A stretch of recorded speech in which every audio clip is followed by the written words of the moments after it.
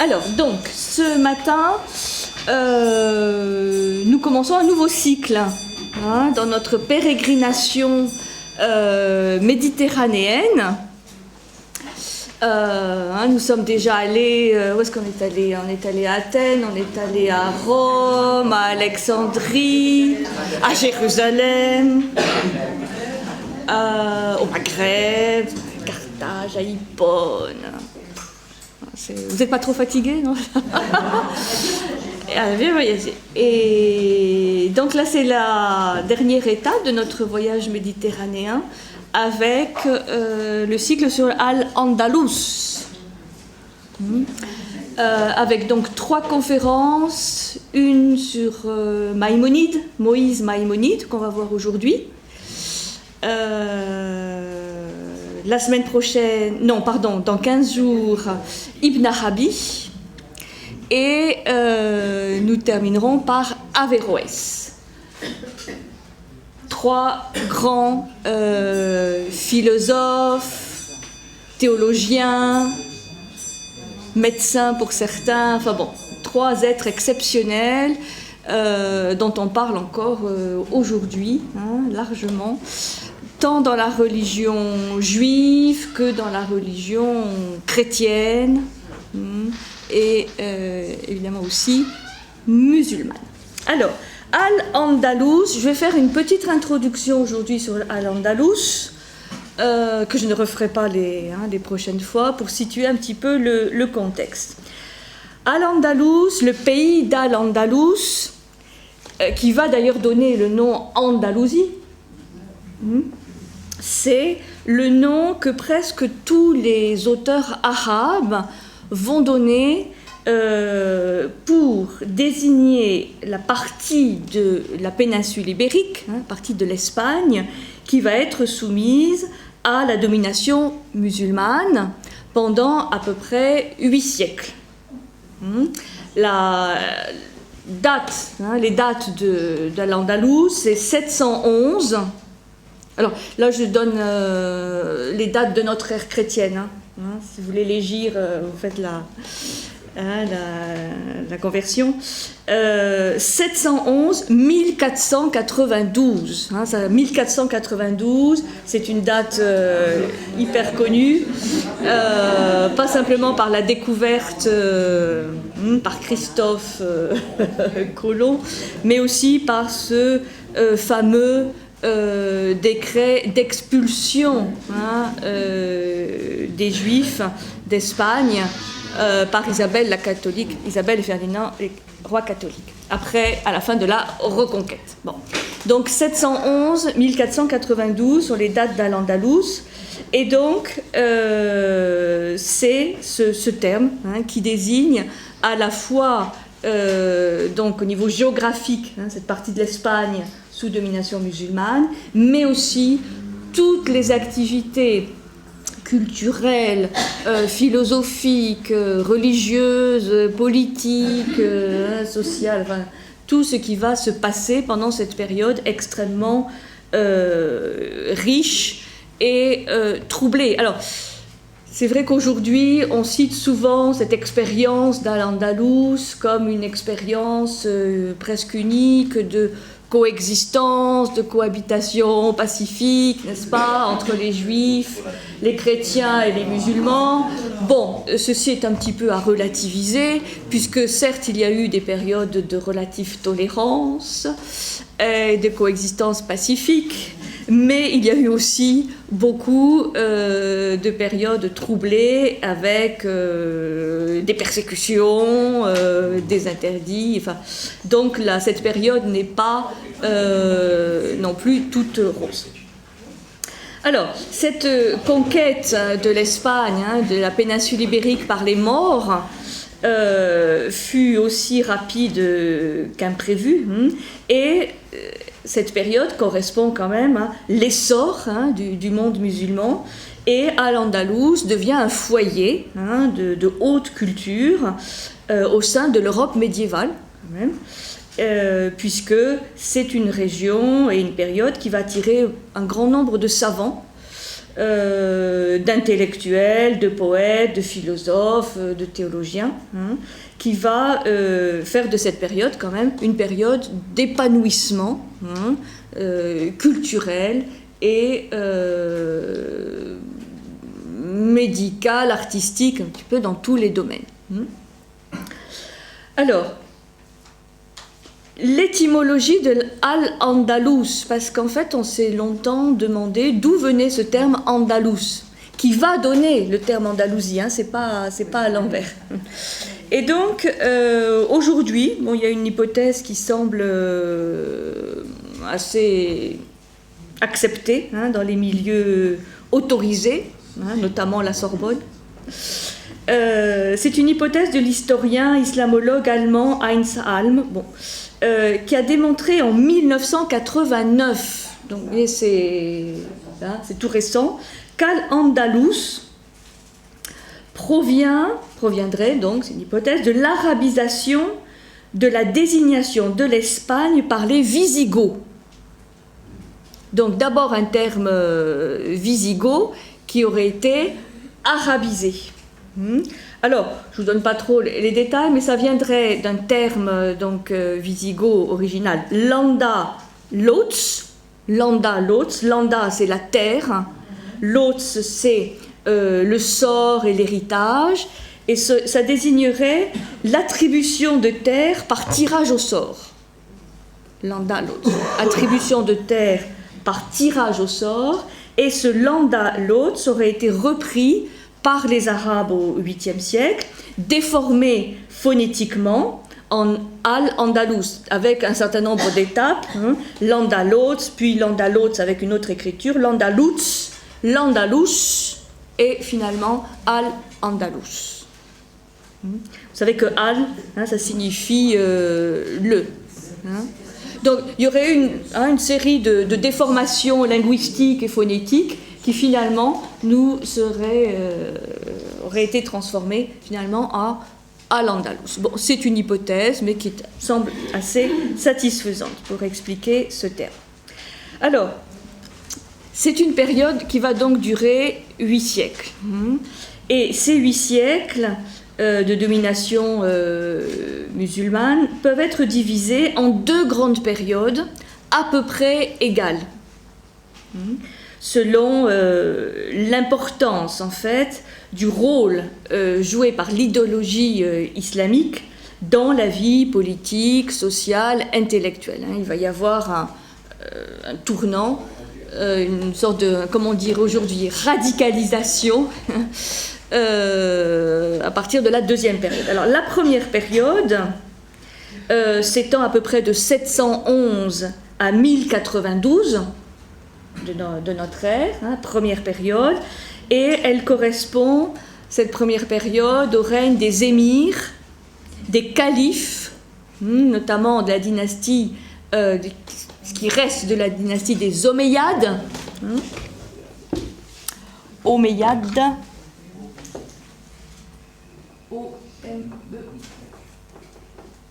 qui sont en fait les descendants de la famille du prophète, puisqu'ils sont les descendants de l'oncle, Abou Bakr du prophète Mahomet.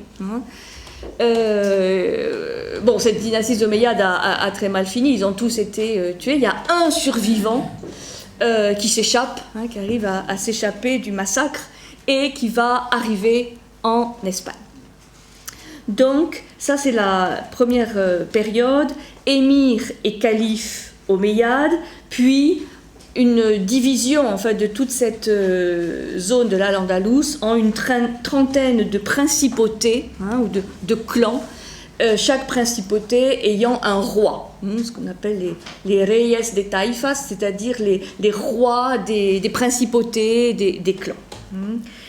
Donc ça c'est la première période qui se caractérise par la prépondérance de la littérature profane, de la poésie notamment classique, profane, prépondérance sur la littérature et les textes religieux qui sont déjà importants, mais on voit qu'il y a quand même un essor extraordinaire de cette poésie profane, dont je reparlerai tout à l'heure, parce que ça va être une des poésies précurseurs de ce que nous allons appeler dans le sud de la France la poésie des troubadours, hein, de l'amour courtois.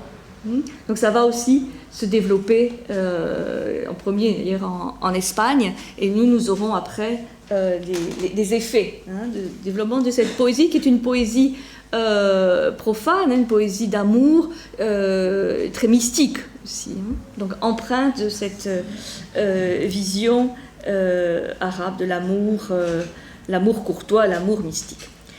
Donc ça c'est première période. Deuxième période va s'étendre de la conquête almoravide à la fin de la domination islamique. Donc 1092, 1492, exactement 4 siècles. Et là, on va voir les choses changer, alors que les impératifs religieux et les matières littéraires profanes occupaient quand même le devant de la scène durant la première période. Là, changement, les impératifs religieux viennent au premier plan, et on assiste donc durant cette deuxième période à la floraison des sciences religieuses, de la théologie, et avec des périodes de durcissement religieux, avec des persécutions, des interdits. Les choses commencent à se durcir, dans un sens comme dans l'autre. Début aussi, à peu près la moitié de cette seconde période, des débuts de la reconquête, ce qu'on appelle la Reconquista, la reconquête donc par les chrétiens de l'Espagne.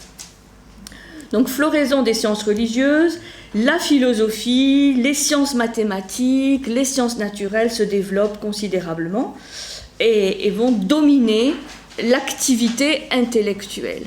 Et tout ce qui est activité plus littéraire, plus poétique, disparaît un petit peu, en tout cas dans un second plan.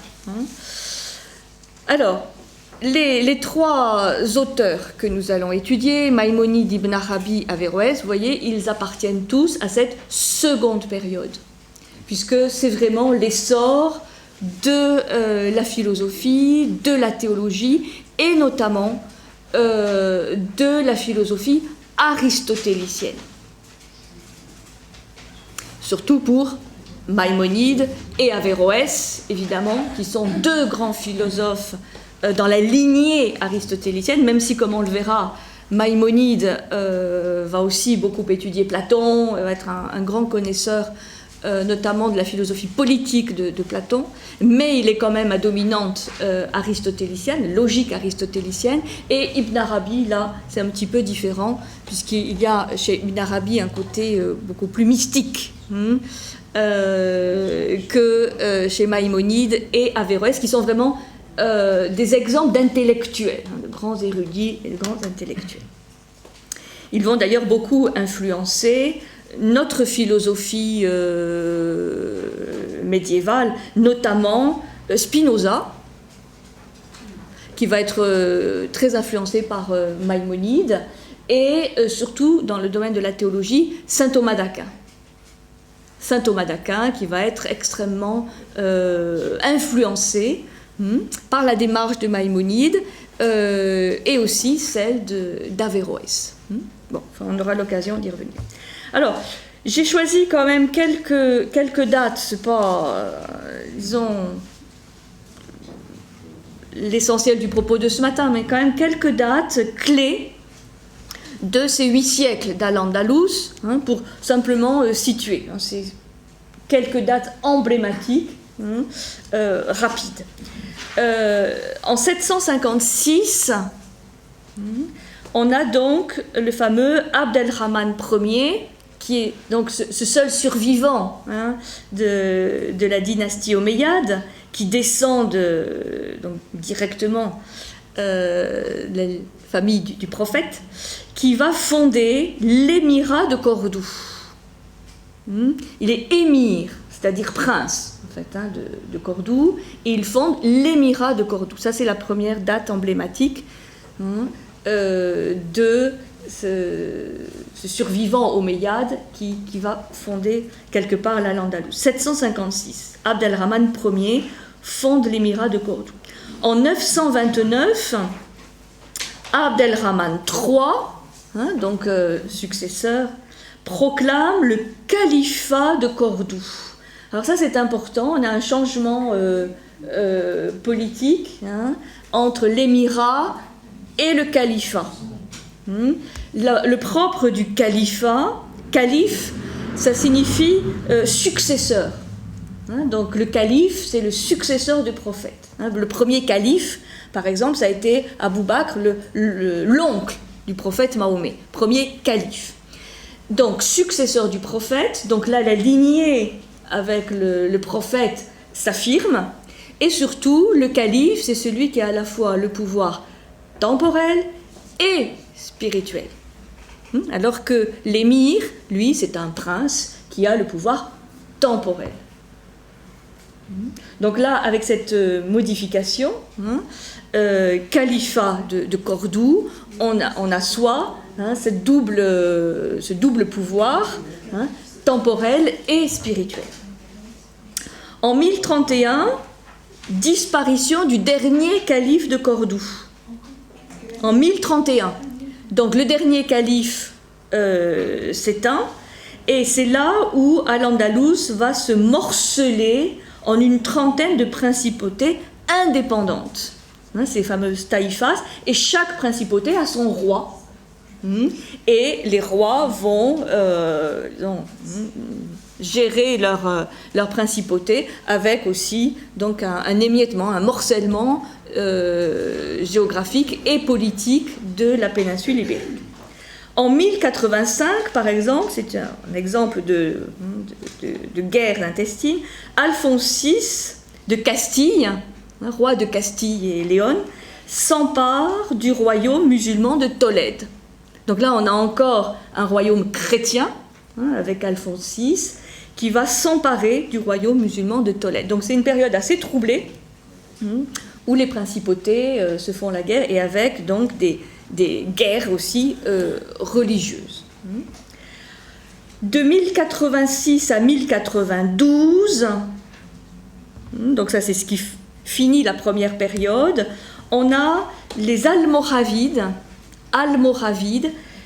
qui interviennent en Andalous et écrasent Alphonse VI. Donc là, fini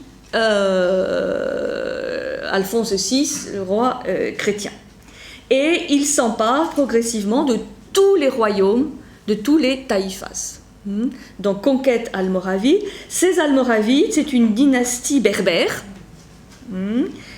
C'était autrefois des nomades qui étaient entre le Sénégal aujourd'hui et le Maroc.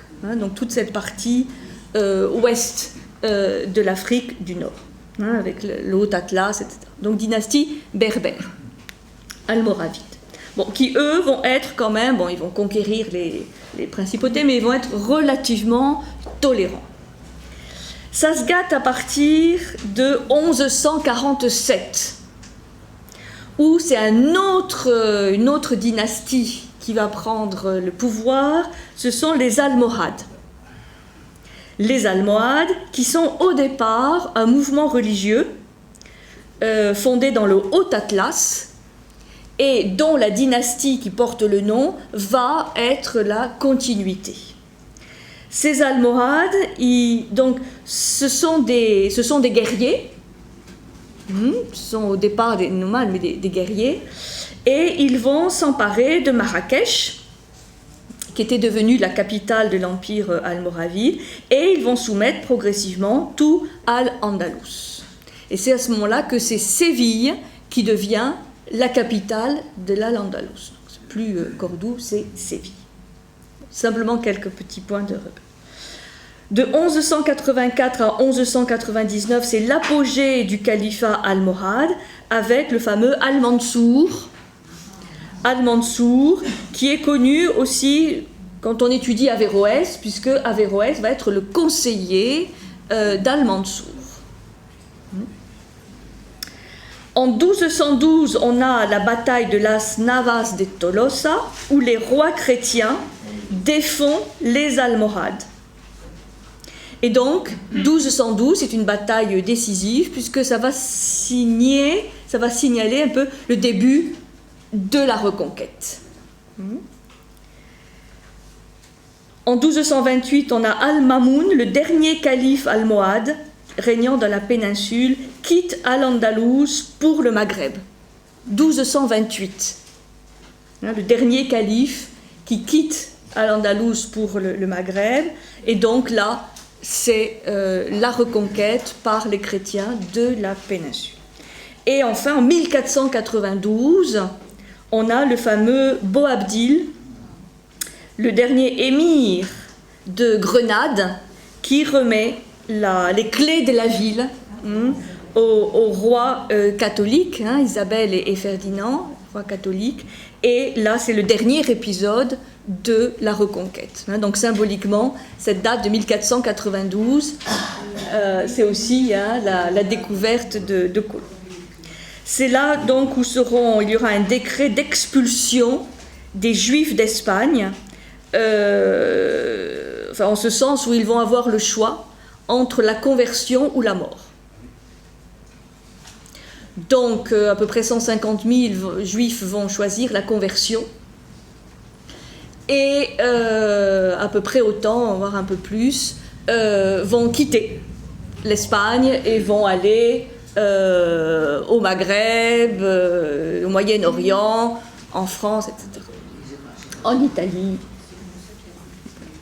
Et en 1502, donc il faudra attendre 10 ans, pour que ce soit l'expulsion des musulmans, qui soit aussi, bien que les rois catholiques au départ prévu la tolérance religieuse, en fait, très vite, il va y avoir le décret d'expulsion, là aussi, des musulmans qui ont le choix entre la conversion au christianisme ou l'expulsion. Voilà. C'est quelques points de repère dans ces 8 siècles. 8 siècles, c'est quand même important, de l'Al-Andalus. Alors, quelques éléments aussi symbolique de l'essor culturel qui va marquer cette période. Des merveilles d'architecture, vous les connaissez sûrement, que nous a laissé cette période. Évidemment, l'Alhambra de Grenade et la grande mosquée de Cordoue. C'est bon. Évidemment des merveilles d'architecture islamique qui nous restent encore aujourd'hui. La poésie, donc je disais tout à l'heure, la poésie arabe des cavaliers d'Al-Andalus, ces cavaliers qui maîtrisent à la fois l'art de la guerre, mais aussi la mystique musulmane, et qui vont transmettre donc leur style de versification et cette sublimation de l'amour, qui est à la fois l'amour de la dame et l'amour divin, l'amour pour Dieu. Donc ce que nous appellerons dans les cours d'amour, notamment dans le sud de la France, en Provence, tout l'art des troubadours et des trouvères pour le nord. Dans le même mouvement, c'est un peu anecdotique, se transmet le jeu d'échecs que les Arabes ont apporté et qu'ils avaient pris en Perse, et qu'ils vont transmettre de la Perse à l'Occident. Ces 3 grands monuments de la philosophie, de la théologie, de la littérature, que sont Maïmonide, Ibn Arabi, Averroès, avec aussi cette science médicale qu'ils vont développer, puisque Maïmonide va écrire aussi un grand nombre de traités médicaux. Donc on va avoir toute une science médicale qui va avoir un grand essor. Au niveau de la linguistique aussi, on a de nombreux mots castillans, ça on a une spécialiste ici, qui proviennent directement de l'arabe. Donc beaucoup de mots espagnols et donc aussi aujourd'hui français proviennent de l'arabe, hein, notamment tous ces mots qui commencent par al, hein, qui veut dire le, hein, al, vont donner beaucoup de mots espagnols et français. Donc l'Occident linguistique de l'Occident chrétien va s'enrichir, hein, d'un certain nombre de mots arabes.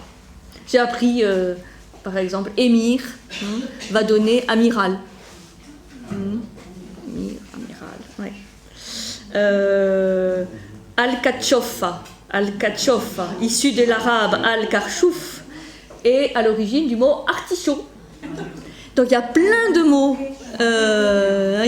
mots, français qui ont en fait une origine arabe, en plus du hasard évidemment.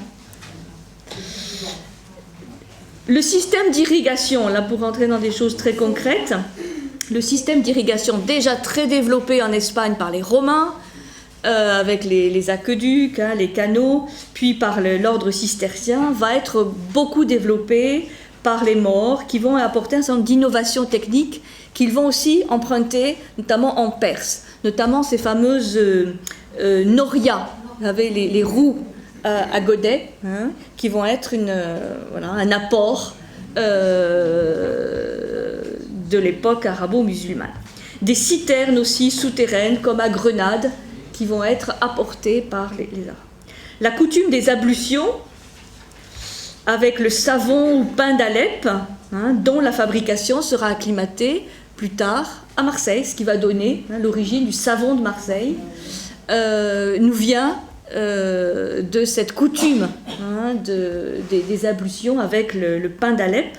Le savon était connu déjà en Occident, mais pas forcément pour nettoyer la peau du corps. Bien entendu, un art exceptionnel de la céramique, de la faïence, du stuc, hein, ce style très particulier de la céramique avec des incrustations de cuivre, enfin, tout à fait flamboyant, avec des motifs floraux, hein, puisque dans la calligraphie arabe, il y a beaucoup de motifs inspirés par la nature. Donc des entrelacs floraux, enfin, voilà, ça va donner un développement artistique très important. Et dernière chose moins artistique, c'est que les armées musulmanes du royaume de Grenade vont se servir pour la première fois au XIIIe siècle de la poudre, hein, de la poudre noire, et ils vont donc introduire et développer les armes à feu qui vont révolutionner la technologie militaire. Ces fameuses armes à feu qui vont tant surprendre lors des conquêtes de l'Amérique. C'est pas connu. Bon, c'est quelques éléments pour montrer cet essor, hein, culturel et aussi géographique, linguistique de cette période. Donc une période très, très riche et complexe. Alors, ça c'était une petite introduction pour nous mettre dans le contexte. On va aborder maintenant ce grand personnage, ce grand érudit qui est Moïse Maïmonide, dont les dates, donc, maintenant sont à peu près acceptées comme étant celles de 1138. Vous allez trouver souvent 1135, cette différence de calendrier. Hein. 1138, 1204. Alors, qui est Maïmonide ? Qui n'est pas forcément très connu.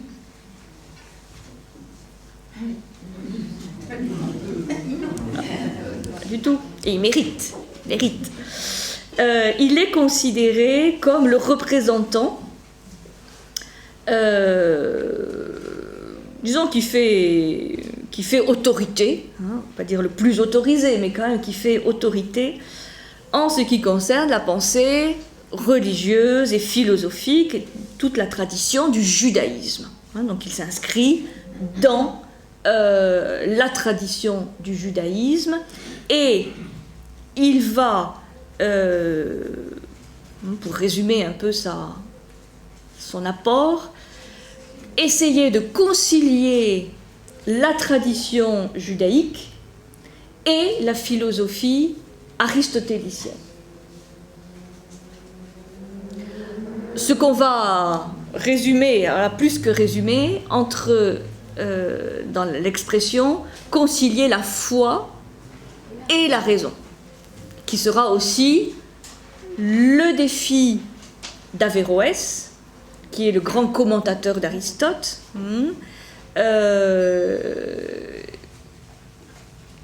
et un peu moindre défi pour Ibn Arabi, mais au moins pour Maïmonide et Averroès, c'est à peu près le même défi, avec, pour Averroès, évidemment, la conciliation de la foi musulmane et de l'aristotélisme.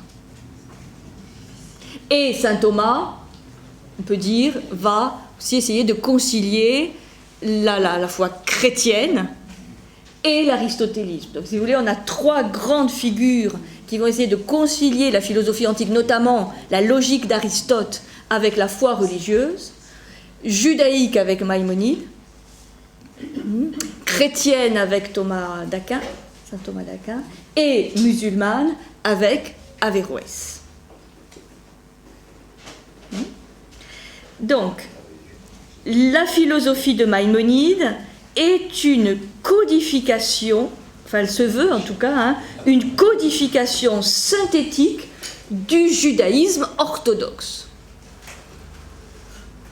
Et très empreinte de judaïsme rabbinique. Il est parfois considéré, ce Moïse Maïmonide, comme le second Moïse du judaïsme. Puisque c'est vrai qu'il va en plus beaucoup se référer à la loi mosaïque, donc au prophète Moïse.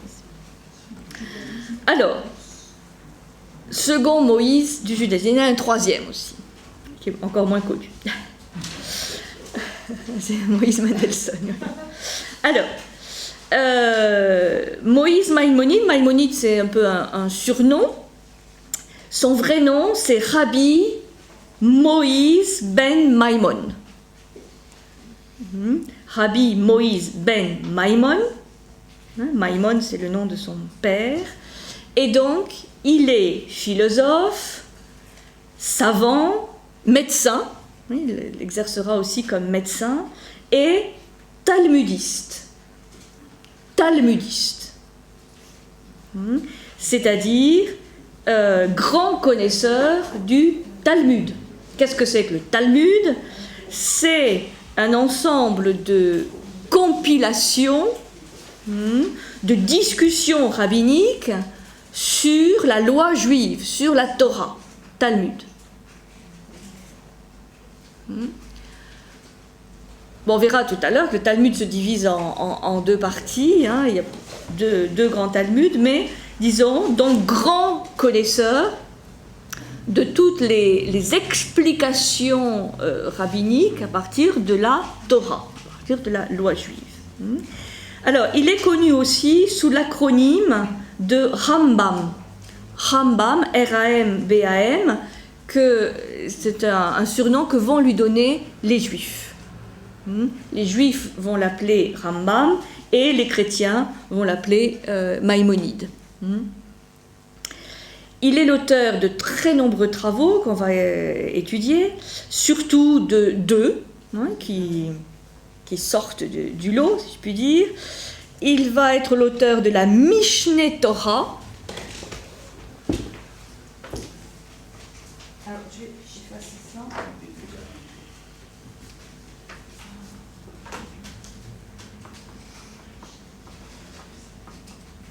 Mishneh Torah. On va voir qu'est-ce que ça veut dire. Et l'autre grand ouvrage de Maïmonide, c'est ce qu'on appelle le guide. Alors là, vous avez plusieurs possibilités, soit des égarés. Le guide des égarés, c'est en général la traduction la plus utilisée. Peut-être un peu mieux perplexe. le guide c'est pareil, hein, le guide des égarés ou des perplexes, et on verra quelle est la source de la perplexité dont il est question. Donc la Mishneh Torah, c'est une somme, un petit peu comme les sommes théologiques chrétiennes, en 14 volumes de la loi juive. Et le guide des égarés, c'est un traité philosophique d'une très grande profondeur et qui n'est vraiment pas très simple d'accès. Je vous dirais qu'est-ce qu'on peut conseiller pour l'introduction à l'étude de Maïmonide. C'est pas forcément le guide des égarés, parce que là, vraiment, pour le coup, on peut s'y égarer, parce que c'est une exégèse, c'est une interprétation avec beaucoup d'éléments allégoriques, symboliques, et c'est fait exprès aussi, disons, pour ça s'adresse, disons, à des intellectuels, ça s'adresse à des gens pétris de philosophie, qui peuvent comprendre les allusions faites par Maïmonide. Bon. Alors, son influence sur le judaïsme et sur l'histoire de la philosophie a été très importante, au niveau de certains philosophes juifs, je citais Spinoza, mais aussi, et surtout finalement, de philosophes chrétiens, qui vont évidemment s'appuyer sur l'œuvre de Maïmonide pour comprendre, pour avoir une sorte de digeste aussi, même s'il est impressionnant en volume, de la loi juive et de la tradition du judaïsme. Thomas d'Aquin en particulier a une très grande admiration pour Maïmonide, puisqu'il le surnomme l'aigle de la synagogue. On a eu l'aigle de mots. L'aigle de la synagogue, pour dire que voilà, il y a une profonde déférence de saint Thomas vis-à-vis de Maïmonide. Saint Thomas va venir presque un petit siècle après Maïmonide. Alors, Maïmonide, évidemment, je le situe dans les penseurs d'Al-Andalus, même s'il va y passer finalement peu de temps. Puisqu'il naît à Cordoue, en 1138 donc, et il est le fils d'un rabbin extrêmement célèbre déjà, le rabbin Maïmoun, qui est célèbre et très versé dans l'exégèse rabbinique. Donc, voilà, il est formé dès son jeune âge à la lecture de la Torah et du Talmud. En même temps, il fait quand même des études scientifiques, notamment d'astronomie, mathématiques et de médecine.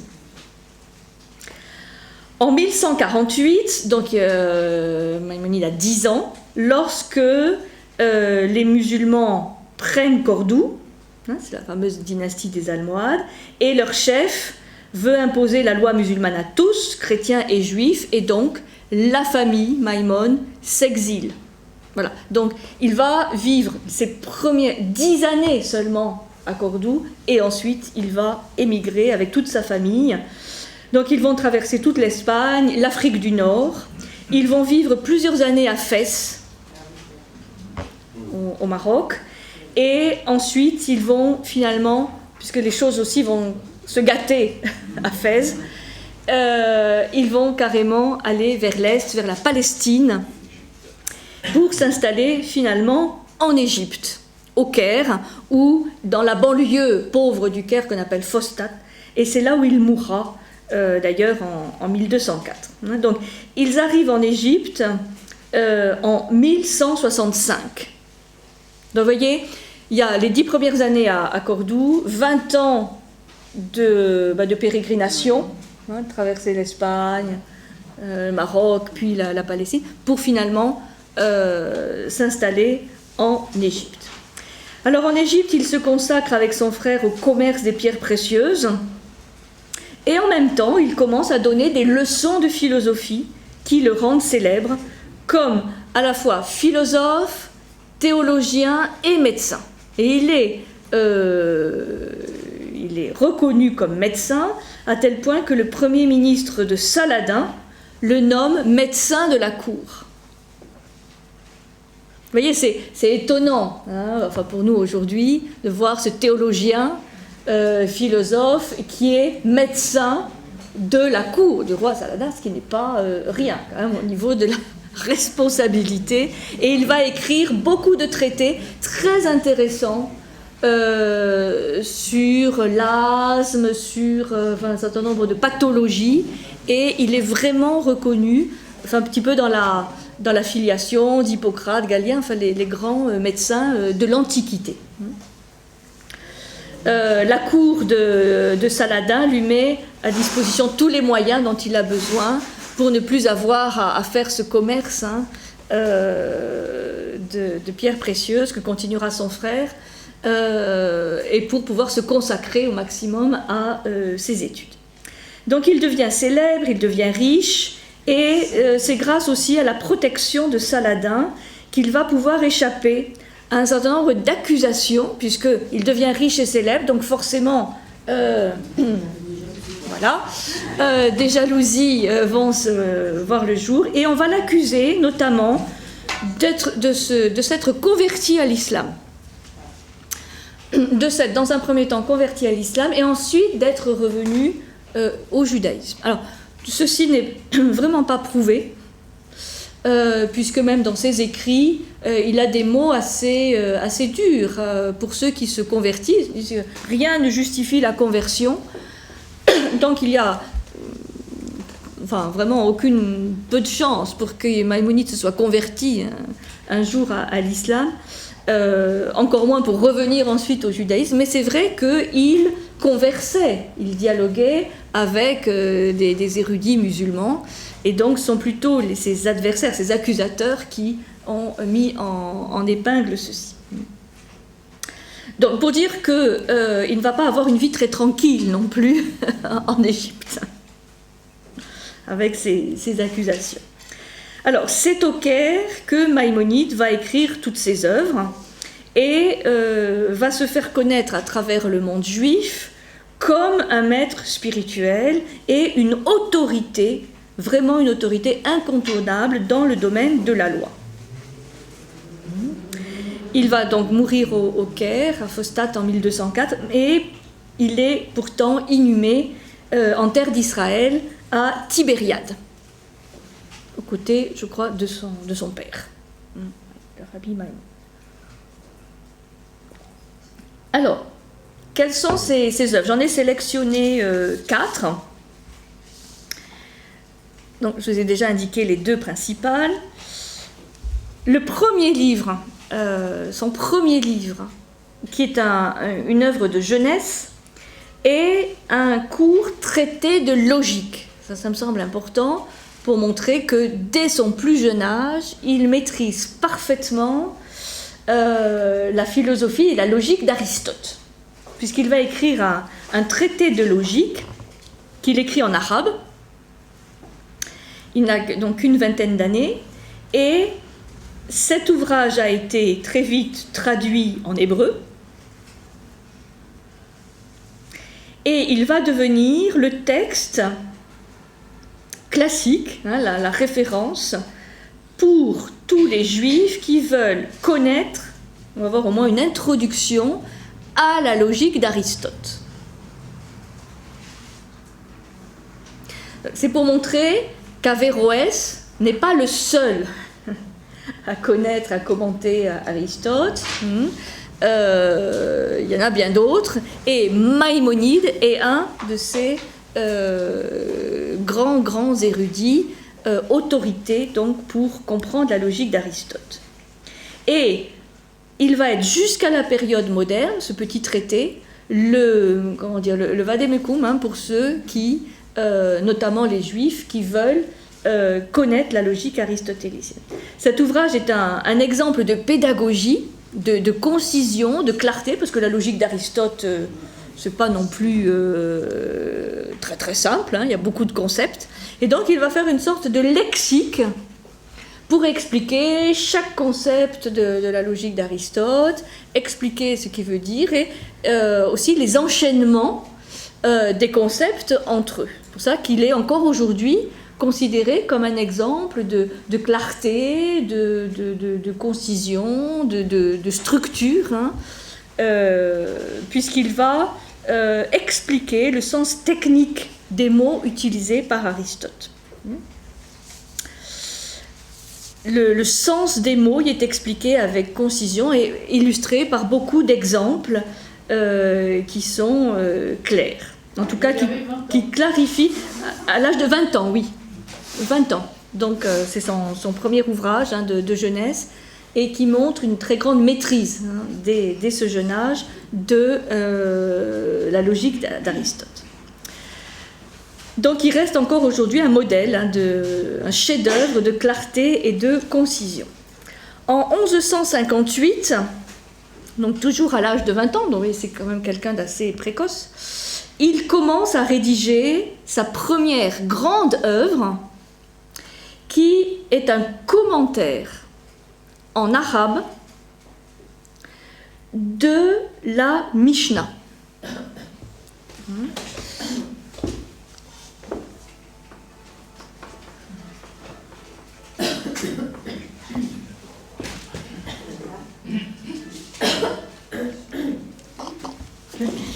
Alors, commentaire en arabe, donc oui, il écrit beaucoup en arabe, de la Mishnah, et c'est un ouvrage qu'il va achever 10 ans plus tard, en 1168. Alors, là, ça mérite de s'arrêter sur qu'est-ce que c'est qu'un Mishnah.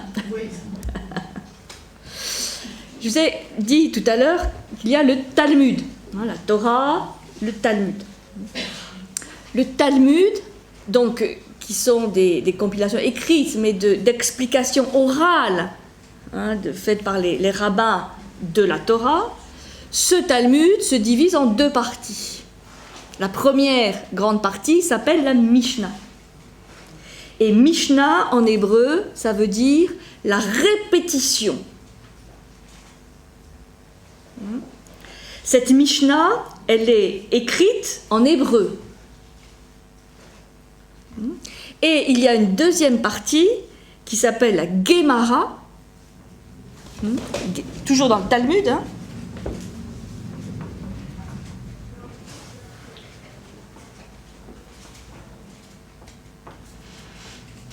Gemara, qui est un commentaire de la Mishnah.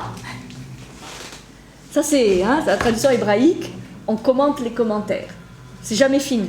Hein, ça fait partie. Non, je dis ça, c'est vraiment intéressant parce qu'il y a ce travail toujours d'exégèse, d'interprétation. On peut toujours trouver des nouvelles significations. C'est vraiment un travail d'herméneute, hein, où voilà, on commente les commentaires et c'est jamais terminé. Donc, Gemara, qui est un commentaire de la Mishnah et qui, elle, est écrite en araméen. Donc, Mishnah en hébreu, Gemara en araméen.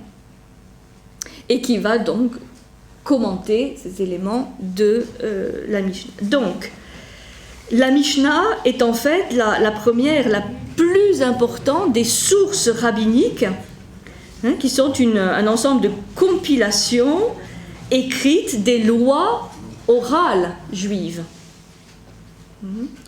Donc c'est le premier ouvrage évidemment de littérature étudié par les rabbins, la Mishnah.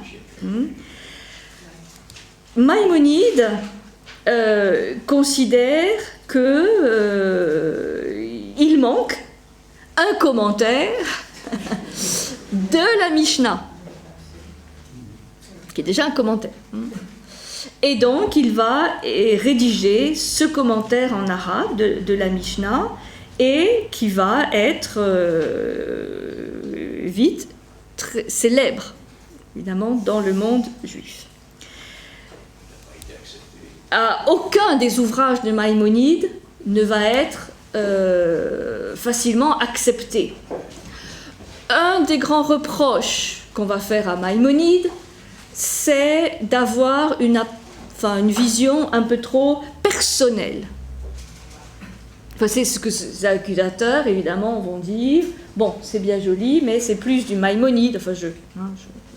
que vraiment la loi juive transmise par les rabbins. Donc, il va y avoir évidemment des accusations, notamment de ceux qui se considèrent les transmetteurs autorisés, hein, surtout les rabbins, qui ne vont pas voir d'un très très bon œil ce commentaire qui, pour certains, aurait même comme objectif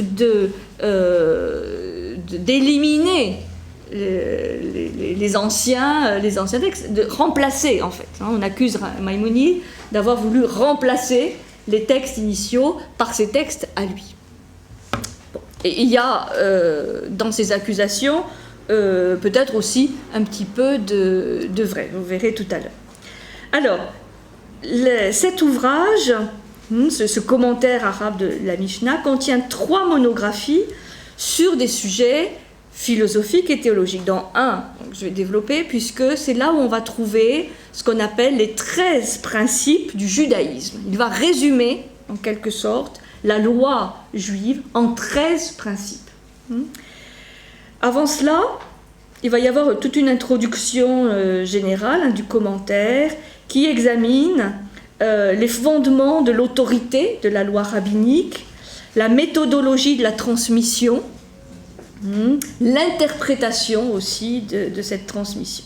Il va aussi développer le phénomène de la prophétie, le rôle des prophètes et leur relation avec la loi. Donc c'est déjà une introduction assez consistante. En deuxième lieu, il aborde la question du bonheur humain, et c'est là où il y a la fameuse interprétation de l'auteur concernant les 13 principes du judaïsme. Et là, il y a un certain nombre de rabbins qui ne vont pas forcément se reconnaître dans ce résumé des 13 principes du judaïsme. Alors, je vais vous les citer parce que c'est quand même le cœur de ce commentaire de la Mishnah. Alors, il y en a 13. On y va. Dieu est le seul créateur tout-puissant de toutes choses. Dieu est le seul créateur tout-puissant de toutes choses. Deuxième, Dieu le créateur est l'un et l'unique. L'un et l'unique. Sachant qu'il y a une distinction entre l'un et l'unique. L'un avec majuscule, l'unique, majuscule. L'unique, ça veut dire qu'il est le seul. Et l'un, ça veut dire qu'il a une structure unitaire. C'est quelque chose qu'on va retrouver dans la religion musulmane. L'un, l'unique. Troisième principe, Dieu est incorporel, non physique et éternel. Il n'a aucune ressemblance. Mais surtout, Dieu est incorporel. Bon, je vous les cite parce que ce sont des sujets essentiels du judaïsme, et ce sont ces principes qui sont étudiés par les rabbins, et qui font l'objet de tous ces textes. Il n'a aucune ressemblance. Quatrième principe, Dieu est antérieur au monde, le Créateur est antérieur au monde.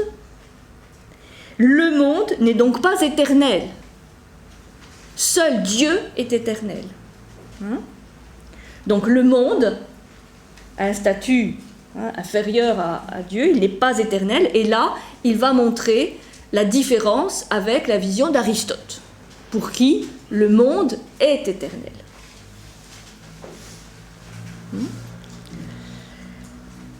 Cinquième principe, Dieu est le seul à qui adresser ses prières.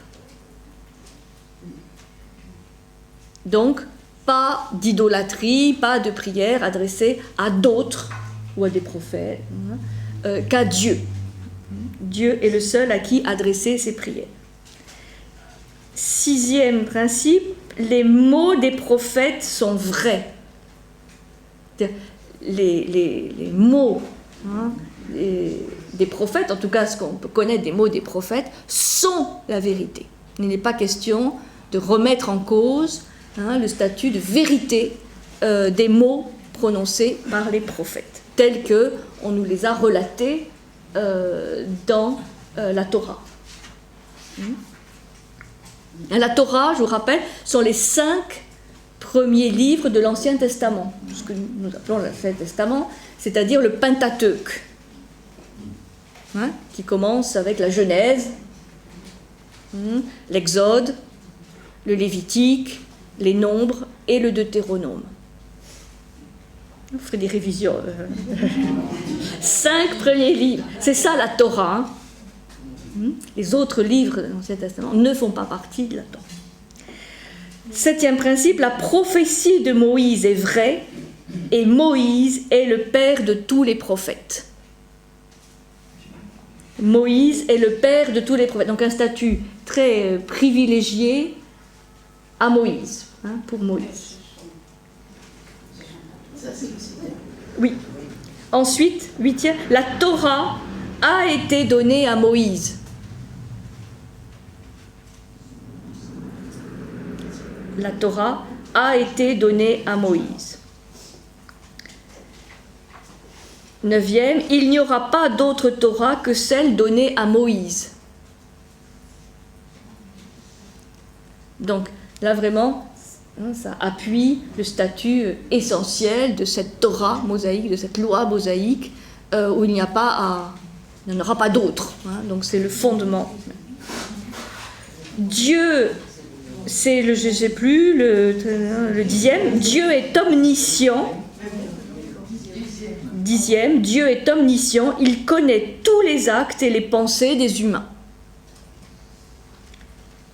Dieu est omniscient, il connaît tous les actes et les pensées des humains. On ne peut rien cacher à Dieu. 11e, Dieu récompense ceux qui suivent ses commandements et punit ceux qui les transgressent. Donc là, côté punition, châtiment, récompense. 12e, il y aura un Messie qui viendra. Donc la venue d'un Messie est annoncée. Un Messie viendra.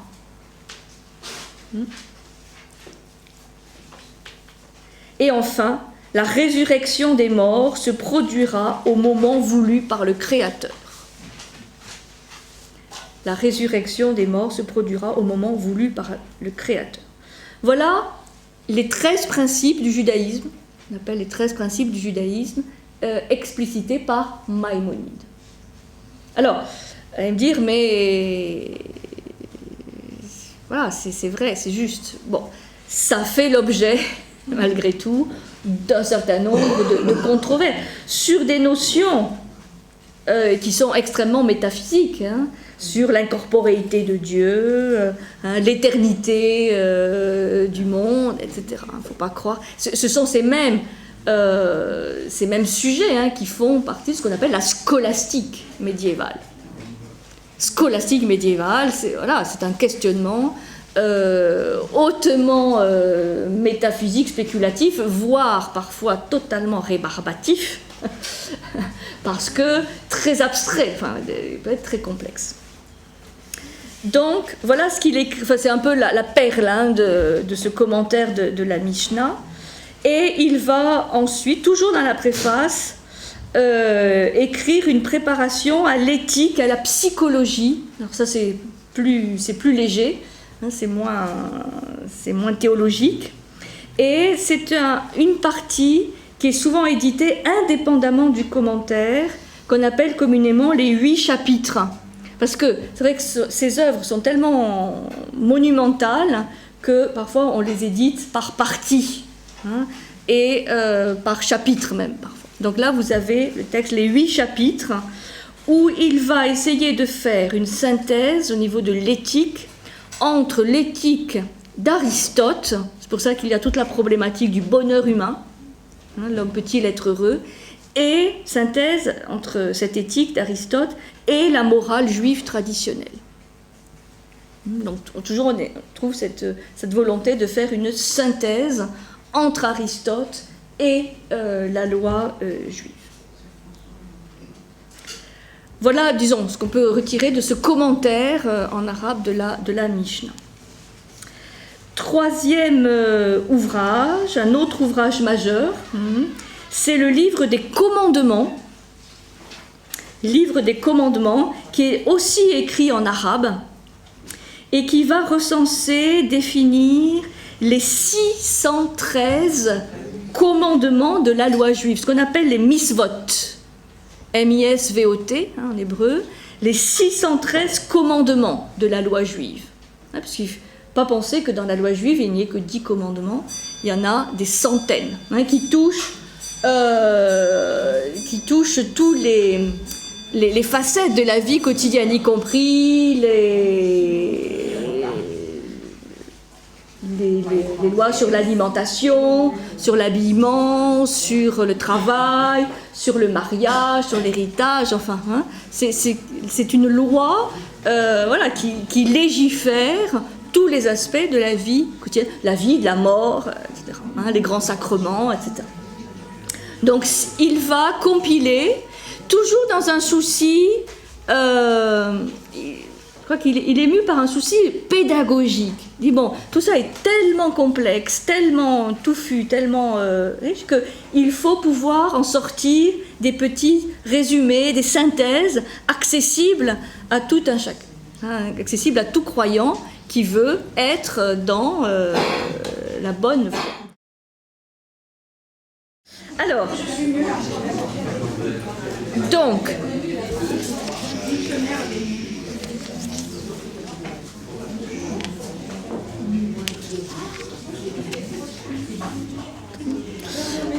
nous allons aborder donc les deux œuvres majeures de Maïmonide,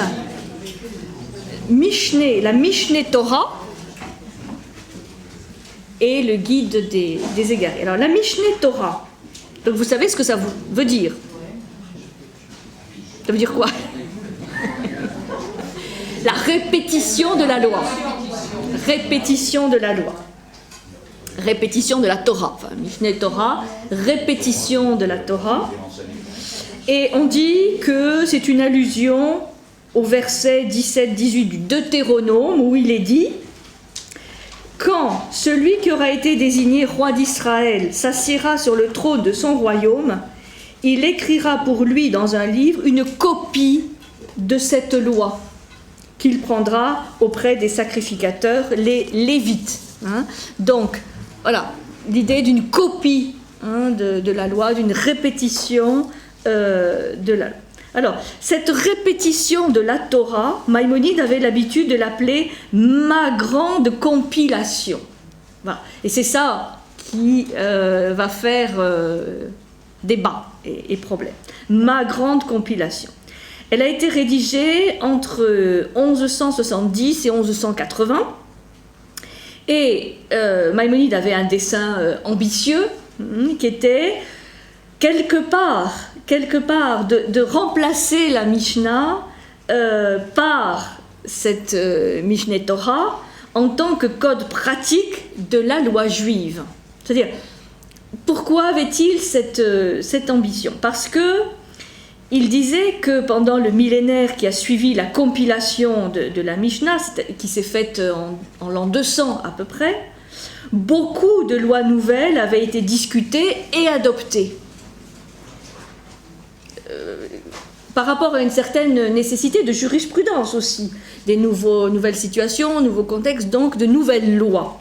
Et donc que la Mishnah ne pouvait plus servir de guide pour l'action ou la pratique, et un nouveau code était nécessaire.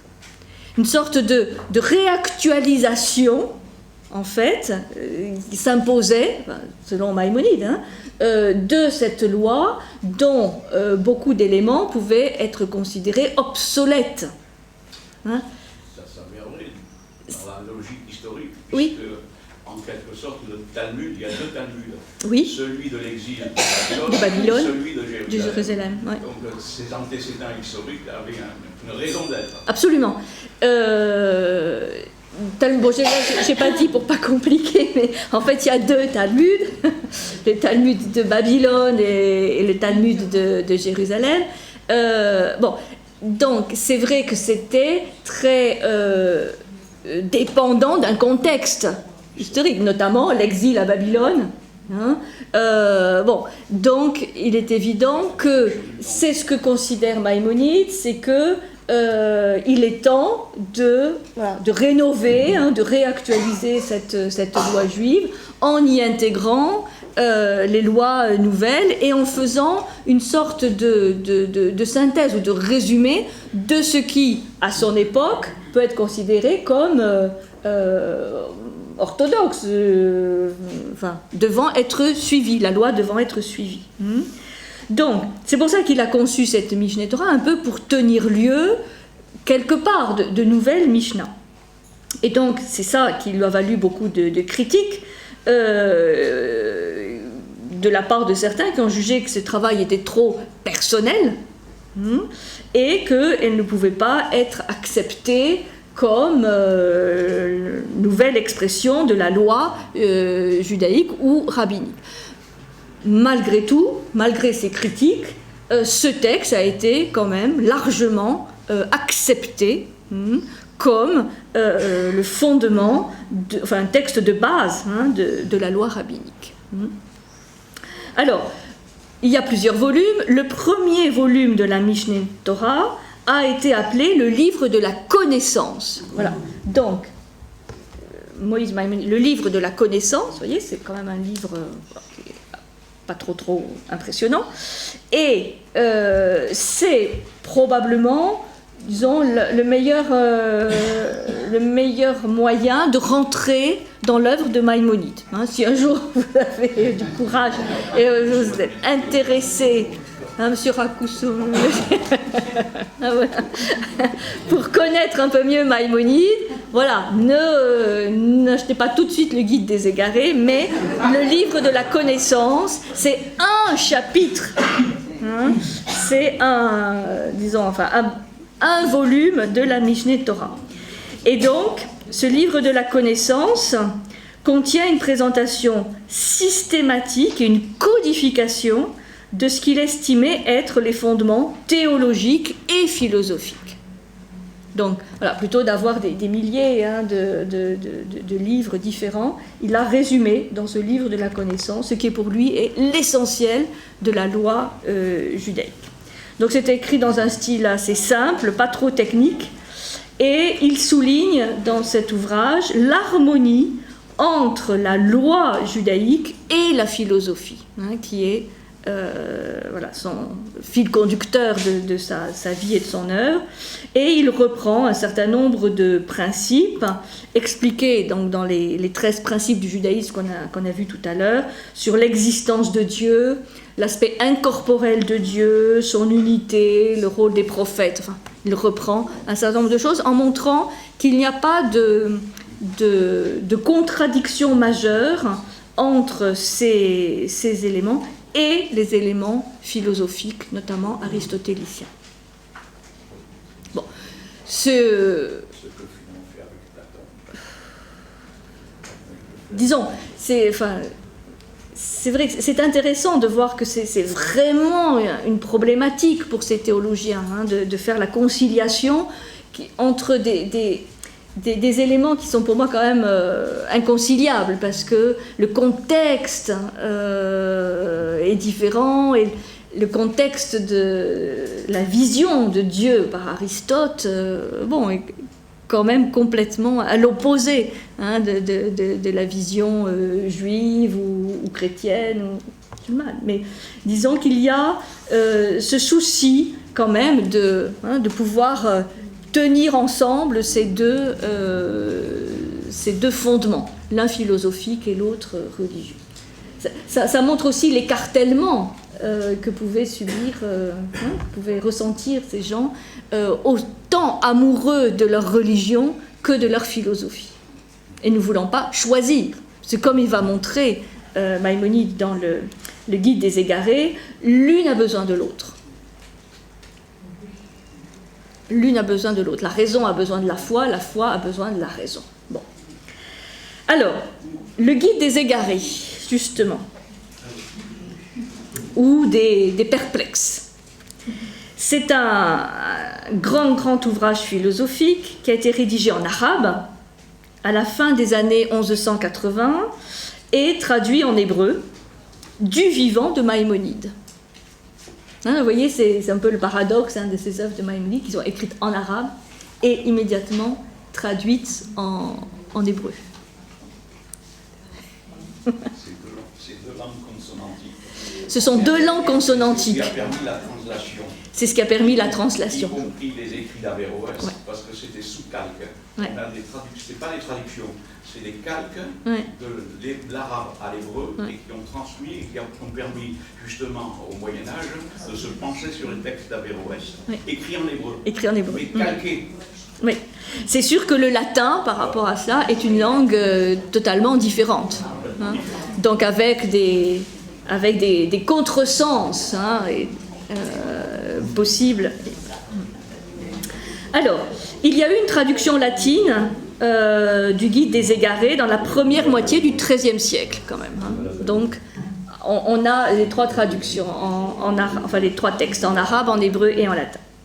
Le livre contient de nouvelles interprétations originales, donc là aussi, sujet à débat, sur des sujets bibliques tels que la création, le jardin d'Éden, Abraham, Moïse, Job, enfin tous ces personnages importants de l'Ancien Testament. Alors, du point de vue philosophique, il va traiter de beaucoup de problèmes, de l'éthique, de la psychologie, de la philosophie de la nature, de la métaphysique, mais il est aussi un ouvrage de philosophie politique ou juridique. Et en cela, on voit aussi, ce que je n'ai pas toujours souligné, l'influence de la philosophie platonicienne sur l'œuvre de Maïmonide. Là, on le sent bien dans le Guide des égarés, puisqu'il va beaucoup étudier la République de Platon, les lois, le dernier ouvrage politique de Platon, les lois. Et donc Maïmonide est un grand connaisseur de la philosophie politique de Platon, alors que pour Aristote, c'est beaucoup plus la métaphysique et l'éthique. C'est vrai que les références platoniciennes en matière de philosophie politique sont quand même assez incontournables. Donc, ce guide s'adresse aux égarés. C'est qui les égarés? Il cible des gens bien précis. Hein. Les égarés, ce sont ceux qui, ayant étudié la philosophie et acquis une solide connaissance, restent perplexes et confondus, bien que fermes en matière religieuse, à cause des expressions ambiguës et parfois figuratives contenues dans les Écritures saintes. En un mot, il s'adresse à des gens, des intellectuels, à des érudits, à des gens qui ont étudié la philosophie et qui ne se retrouvent pas forcément dans le côté symbolique ou allégorique des Écritures et qui seraient donc tentés d'abandonner leur religion au profit de la seule philosophie. Voilà, c'est ça, les égarés, les perplexes. Ce sont des gens pétris de philosophie et qui n'arrivent pas justement à faire ce travail de conciliation entre leur croyance philosophique ou leur vision philosophique et leur croyance religieuse, et qui seraient donc tentés de tourner le dos à la religion. Et donc, il veut les remettre sur le chemin de la foi. Alors, Émile dit que c'est aussi l'inverse. Ça peut aussi se lire comme ça, mais disons. Il n'y a qu'à lire l'introduction. C'est-à-dire à ceux qui voudraient abandonner la philosophie au profit de la seule foi. C'est vrai aussi, disons que, pour concilier tout le monde, on va dire qu'il va chercher vraiment à réconcilier la philosophie et la religion, la foi et la raison. À ceux qui seraient tentés d'exclure, de n'avoir qu'un seul aspect. Donc, il ne va pas chercher à défendre la foi contre la philosophie, ou chercher à défendre la philosophie contre la foi, mais à harmoniser foi et raison. Et c'est en ce sens qu'il va beaucoup impressionner quand même Thomas d'Aquin, Saint Thomas d'Aquin. Alors, l'ouvrage s'adresse à un étudiant, qui sert c'est un de ses élèves qui s'appelait Joseph, et qui se trouve là réellement égaré ou perplexe par le conflit apparent entre le judaïsme et la science ou la philosophie. Et Maïmonide va tenter de lui montrer, donc à son élève, mais à tous les lecteurs, que l'on peut être totalement fidèle à la fois à la tradition biblique, à la tradition juive, et à l'investigation intellectuelle telle que le requiert la science ou la philosophie. Et il va montrer la solidarité, en fait, mutuelle de la loi divine et de la recherche rationnelle. C'est-à-dire que loin de s'exclure ou de se tourner le dos, la croyance en la loi divine et la recherche basée sur la raison ne s'excluent pas, ne se tournent pas le dos, mais ont même besoin l'une de l'autre. Et il y est arrivé. Il faut lire le guide des égarés. En tout cas, c'est la problématique de l'époque. Et ça va être la problématique de saint Thomas d'Aquin, parce que c'est là où on se rend compte de tout l'héritage de ces théologiens qui sont pétris de philosophie antique, avec cette nécessité d'y intégrer une nouvelle révélation, avec une nouvelle vision de Dieu, avec une nouvelle vision de l'univers. Et à cette époque, on y croit, en tout cas, que c'est possible d'harmoniser la foi et la raison. Peut-être aujourd'hui encore, mais... Saint Augustin a dit qu'il faut croire pour comprendre et comprendre pour... Oui, donc pour ça. Ça a toujours été, à partir des pères de l'Église, de toute façon, pour le christianisme, la grande problématique. Alors, il va donner des arguments. Voilà, pour savoir si vous allez être convaincu par les arguments de Maïmonide. Il va dire la croyance en la loi divine ordonne de connaître Dieu et de l'aimer. Et ceci ne peut être fait que par l'étude de ce qu'il a créé, c'est-à-dire d'étudier la science, les sciences naturelles. C'est-à-dire, on ne peut connaître Dieu ou aimer Dieu que par la connaissance de sa création, parce que connaître Dieu en lui-même, c'est pas facile. Par contre, connaître Dieu par sa création, par ses créatures. Et c'est quelle discipline qui étudie les créatures faites par Dieu? C'est les sciences. C'est la biologie, c'est la physique, c'est les mathématiques, d'étudier le monde manifesté. Donc, on ne peut connaître Dieu que de manière rationnelle et scientifique en étudiant ces créatures. Maïmonide n'est pas un mystique. Et c'est pour ça que je vous ai expliqué le tout premier ouvrage. Il est logicien, il est pétri de logique aristotélicienne. Donc il approche Dieu pas du tout comme Ibn Arabi, mais comme un logicien. Alors, avec aussi un côté un peu interprétatif dans le Guide des égarés, mais lui, il veut montrer que la raison, c'est pas parce qu'on est rationnel qu'on ne peut pas croire en Dieu, connaître Dieu et aimer Dieu. Voilà.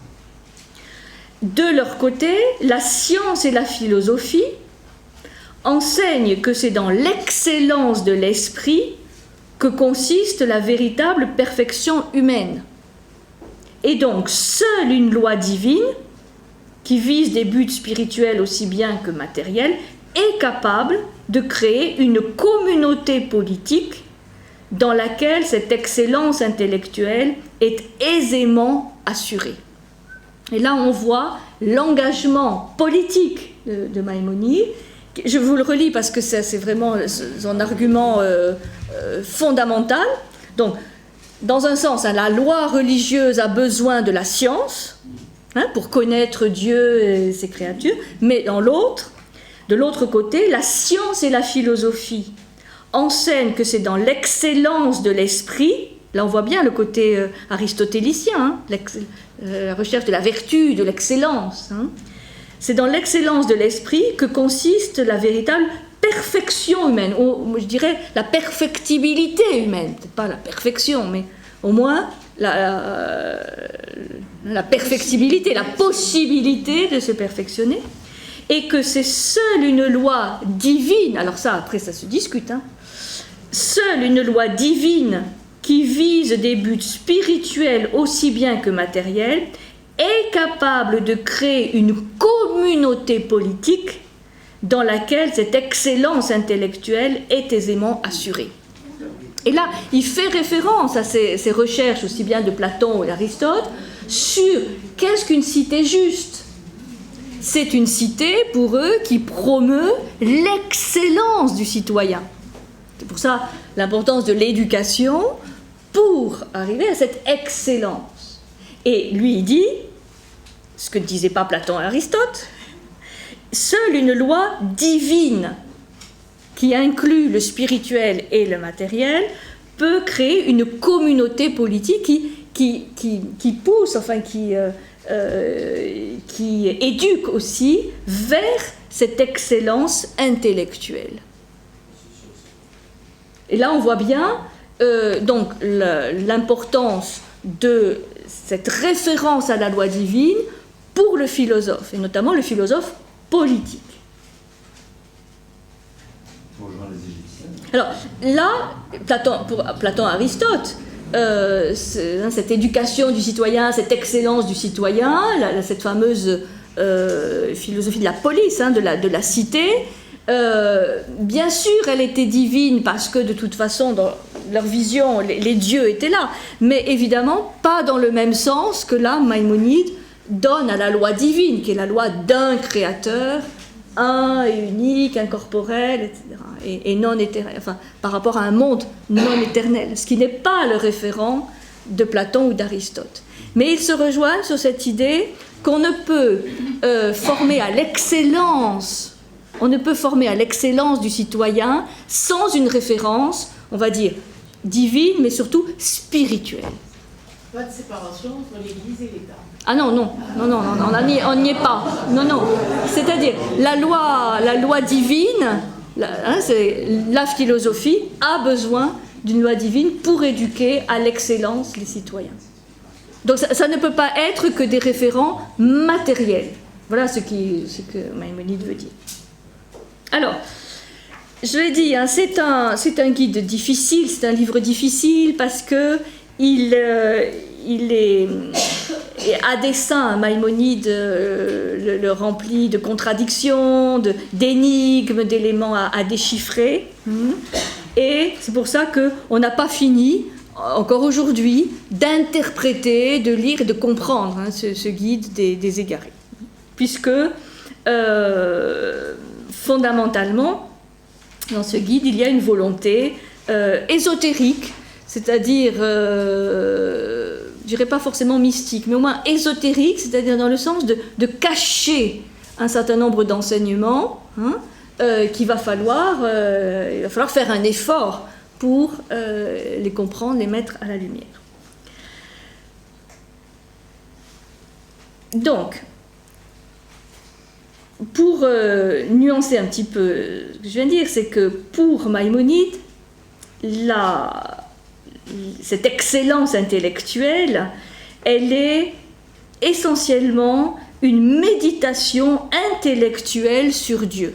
C'est-à-dire, il s'adresse, je dis, à des intellectuels, c'est-à-dire à vraiment à des gens qui réfléchissent, qui argumentent, mais il va aussi dire qu'il y a besoin de rites, de prières, pour éviter à cette méditation intellectuelle de devenir trop sèche, trop asséchante de l'esprit. Et donc, là, on voit une sorte de compromis que fait Maïmonide à un aspect plus concret de la religion, par les rites, les prières, pour que ce ne soit pas simplement une réflexion simplement intellectuelle ou métaphysique. Et c'est pour ça que certains, je pense que ça peut être intéressant d'étudier cette hypothèse, qui voient en Maïmonide pas simplement un représentant du courant aristotélicien, de cette logique pure et dure et très, très exigeante, mais aussi qui a intégré quelques éléments du courant néoplatonicien, le fameux courant néoplatonicien qu'on a vu, qui va déboucher assez vite sur une vision de la théurgie, c'est-à-dire d'une religion qui s'appuie sur des rites, sur un ensemble de rituels supposés opérationnels, notamment en relation avec la nature. Donc c'est assez complexe chez Maïmonide. C'est aussi sa volonté d'apporter des éléments un peu contradictoires. Donc c'est pas simplement la logique, la raison pour approcher la religion, mais aussi des éléments concrets, de prière, de rituels qui rapprochent un petit peu de la divinité. Alors, il y a une parabole, il utilise une parabole parce qu'il parle beaucoup par allégorie, ça c'est le propre d'un travail un peu herméneutique. Une parabole qui nous met un petit peu sur la voie de ce qu'il veut faire. Il explique dans le 3e chapitre du Guide des Égarés qu'il y a un château et Dieu est comme le roi dans ce château. Alors il explique que les mathématiciens, les logiciens, les savants, mais aussi tous ceux qui ne sont pas philosophes, vont être comme des voyageurs qui veulent voir le roi, dans son château, donc Dieu, mais qui vont tourner autour du château sans pouvoir y pénétrer. Donc, au mieux, ils iront dans le vestibule du château, mais ils ne pourront pas pénétrer dans le château et donc ils ne pourront pas voir Dieu. Seuls les philosophes entreront jusqu'au cœur du palais et verront la présence même du roi, c'est-à-dire de Dieu. Donc là, il y a vraiment une prédominance qui est clairement quand même suggérée de la philosophie sur la simple foi, qui ne serait pas appuyée par la philosophie. Donc, les philosophes sont les seuls à pouvoir pénétrer dans le château et à voir son roi, c'est-à-dire Dieu. Mais donc, des philosophes qui seront, comme je disais tout à l'heure, remis dans le droit chemin de la religion. Pas une philosophie simplement logicienne et intellectuelle, mais une philosophie qui intègre la foi en Dieu. Donc c'est pour ça que ce guide s'adresse quand même prioritairement aux érudits, aux philosophes, aux intellectuels qui pourraient être découragés par les exégèses, disons, des textes sacrés, des écritures saintes. Donc, ce guide exalte cette connaissance supérieure et philosophique de la réalité. Donc, connaissance supérieure et philosophique, certes, mais une connaissance qui intègre Dieu.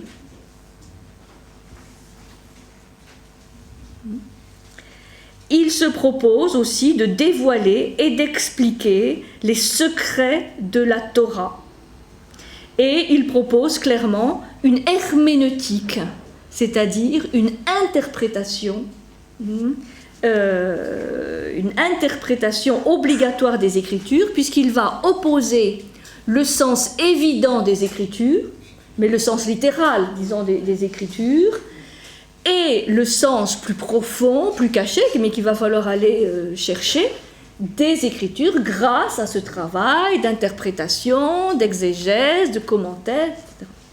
Donc, il faisait l'école, il avait une école ou il avait... Oui, il a eu quelques disciples quand même, de cette double voie, hein, à la fois philosophique et religieuse, mais ne s'arrêtant pas au sens littéral des Écritures. C'est pourquoi il va présenter une vision assez originale de comment on peut comprendre le Jardin d'Éden, comment on peut comprendre les prophètes, un certain nombre d'éléments fondamentaux. Et c'est là où il va aussi être l'objet d'un certain nombre de controverses, de personnes qui ne partagent pas sa manière, hein, d'interpréter les textes.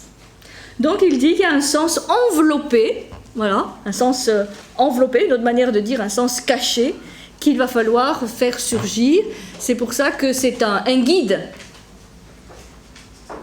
Voilà, ce livre est un guide pour aider ces égarés, ces perplexes à retrouver cette harmonisation de la foi et de la raison.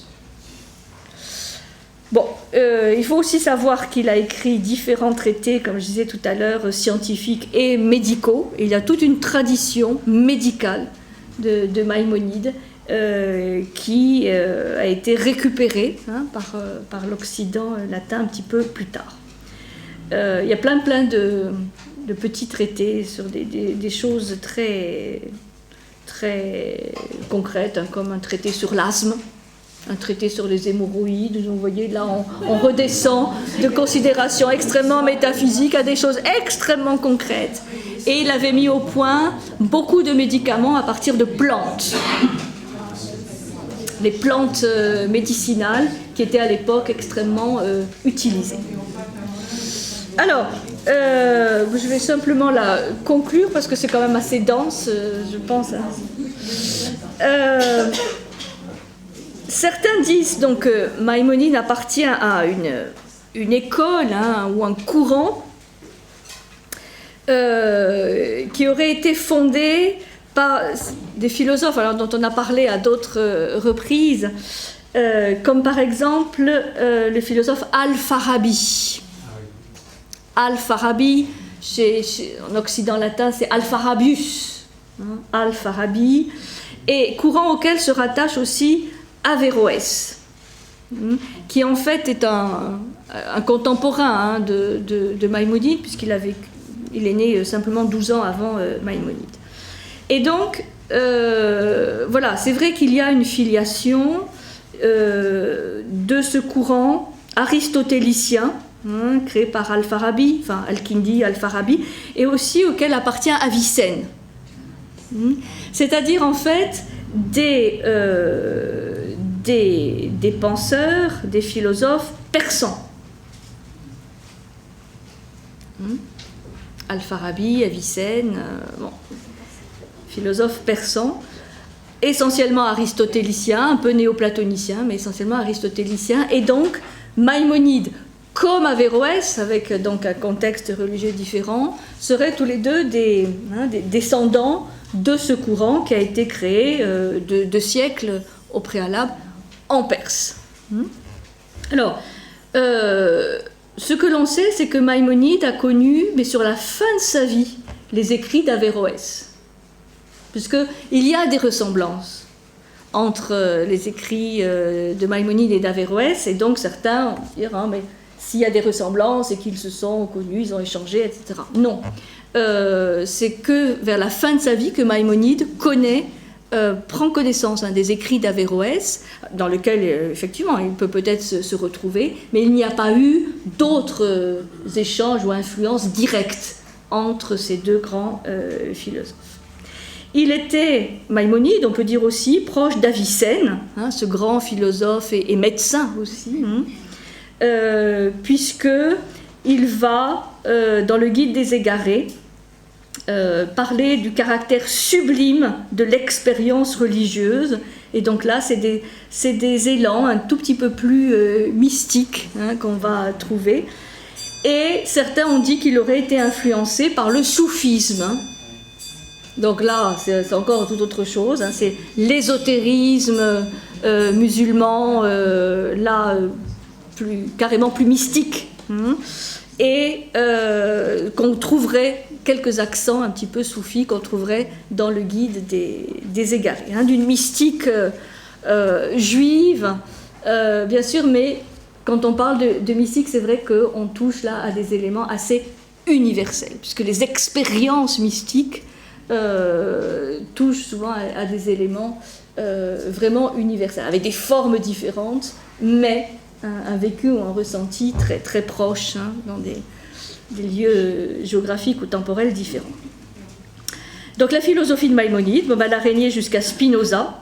Spinoza a parfois été appelé le dernier des disciples médiévaux de Maïmonide. Dernier des disciples médiévaux de Maïmonide.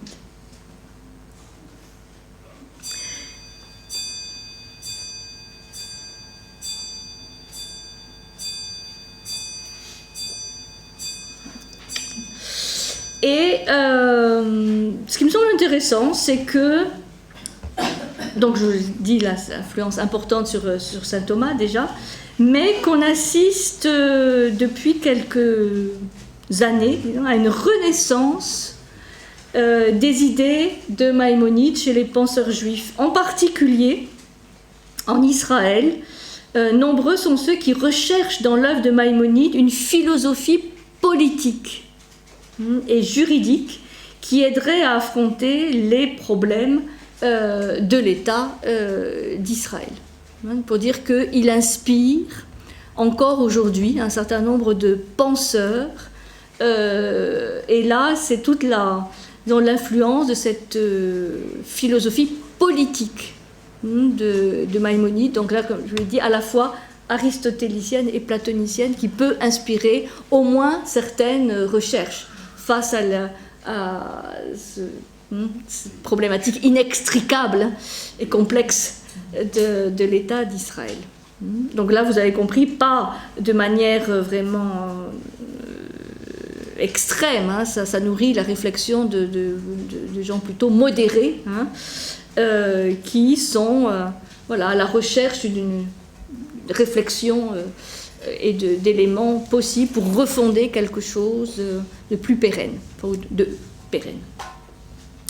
Voilà quelques éléments d'introduction sur Maïmonide. Donc, le livre de la connaissance, vous avez aussi ce petit livre qui s'appelle Épître de Moïse Maïmonide, qui est assez facile à lire, disons. Hein. Épître sur la résurrection des morts, épître au Yémen, épître sur la persécution. Donc là, c'est plus des éléments historiques. On fait référence à des éléments plus historiques. Ça va ?